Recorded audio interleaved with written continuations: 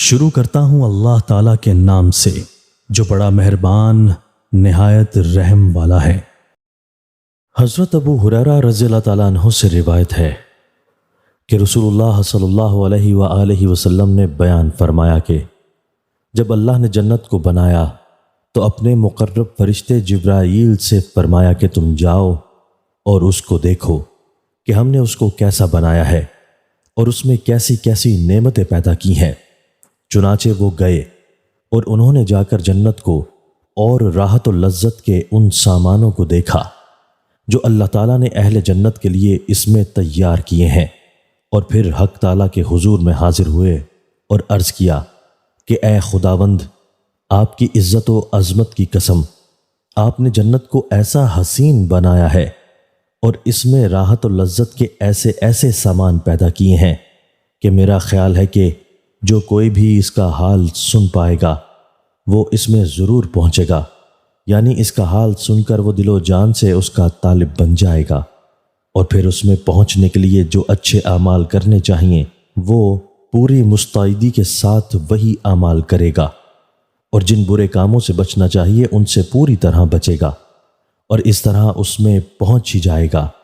پھر اللہ تعالیٰ نے اس جنت کو سختیوں اور مشقتوں سے گھیر دیا، یعنی جنت کے گرد شرعی احکام کی پابندی کا باڑا لگا دیا جو طبیعت اور نفس کے لیے بہت شاق اور گراں ہے۔ مطلب یہ ہے کہ اللہ تعالیٰ نے جنت میں پہنچنے کے لیے احکام کی اطاعت کی گھاٹی کو عبور کرنے کی شرط لگا دی، جس میں طبیعتوں کو اور نفسوں کو بڑی سختی اور دشواری محسوس ہوتی ہے، اور پھر جبرائیل سے فرمایا کہ اب پھر جاؤ اور پھر اس جنت کو اور اس کے گردا گرد لگائی ہوئی باڑ کو دیکھو۔ رسول اللہ صلی اللہ علیہ وآلہ وسلم نے فرمایا کہ وہ پھر گئے اور جا کر پھر جنت کو دیکھا، اور اس مرتبہ آ کر فرمایا خداوند، قسم آپ کی عزت و عظمت کی، اب تو مجھے یہ ڈر ہے کہ اس میں کوئی بھی نہ جا سکے گا۔ مطلب یہ ہے کہ جنت میں جانے کے لیے شرعی احکام کی پابندی کی گھاٹی کو عبور کرنے کی جو شرط آپ کی طرف سے لگائی گئی ہے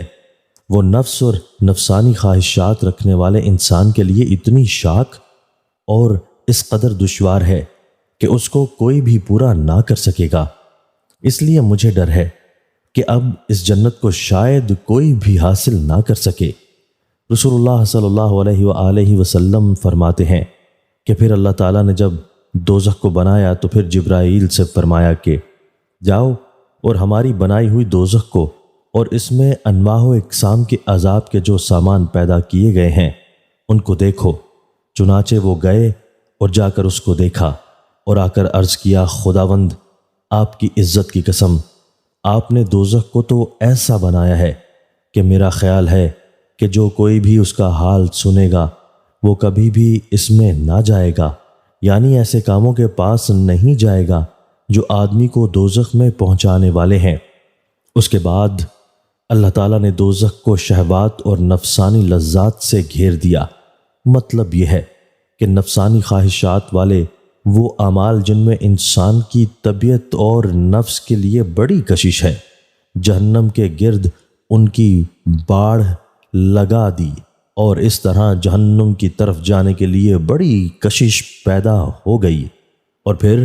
اللہ تعالیٰ نے جبرائیل سے فرمایا اب پھر جا کر اس دوزخ کو دیکھو۔ رسول اللہ صلی اللہ علیہ وآلہ وسلم فرماتے ہیں کہ جبرائیل پھر گئے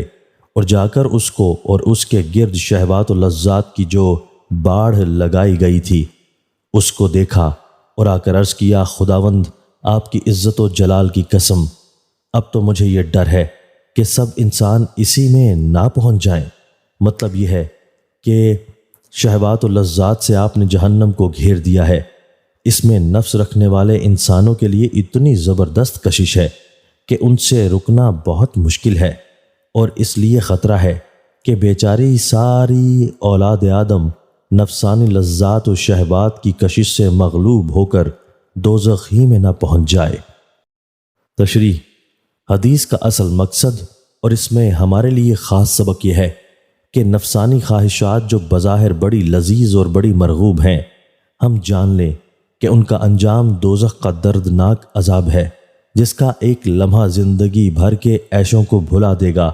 اور احکام الہی کی پابندی والی زندگی جس میں ہمارے نفسوں کو گرانی اور سختی محسوس ہوتی ہے، اس کا انجام اور منتہی جنت ہے، جس میں ہمیشہ ہمیشہ کے لیے عیش و راحت کے وہ سامان ہیں جن کی دنیا کے کسی انسان کو ہوا بھی نہیں لگی ہے۔ دوستو، اللہ تعالی ہمیں ان احادیث مبارکہ پر عمل کرنے اور اپنی زندگیوں کو سنوارنے کی توفیق عطا فرمائے۔